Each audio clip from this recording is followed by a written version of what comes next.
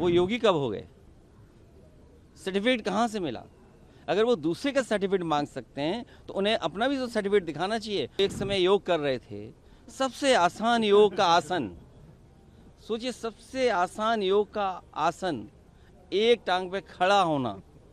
अब किसने सर्टिफाइड किया उन्हें इस बात के लिए कि वो योगी हैं? जिन्होंने अहिल्याबाई होलकर जी का घाट, सबसे प्राचीन घाट, उसका जो बुलडोजर से तोड़ा गया है, वो कभी सनातनी नहीं हो सकते। हमारे पूजनीय शंकराचार्य, उसका अपमान किसने किया? सनातनी धर्म के सबसे ऊंचा झंडा ले जाने वाले, उनका किसने किया अपमान?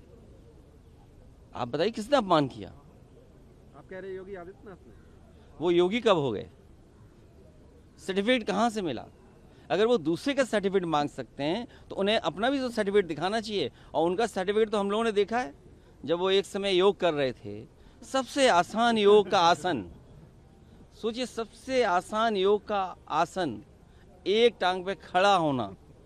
अब किसने सर्टिफाइड किया उन्हें इस बात के लिए कि वो योगी हैं? तो बात इधर उधर मत ले जाइए। दूध के उत्पादन में, धान के उत्पादन में या अन्य चीज़ों में हम कहाँ पहुँचाए गए? दुनिया में सपने दिखाए जा रहे हैं, लेकिन आय दोगुनी क्या हुई है? मंडियाँ क्यों नहीं बन रही हैं?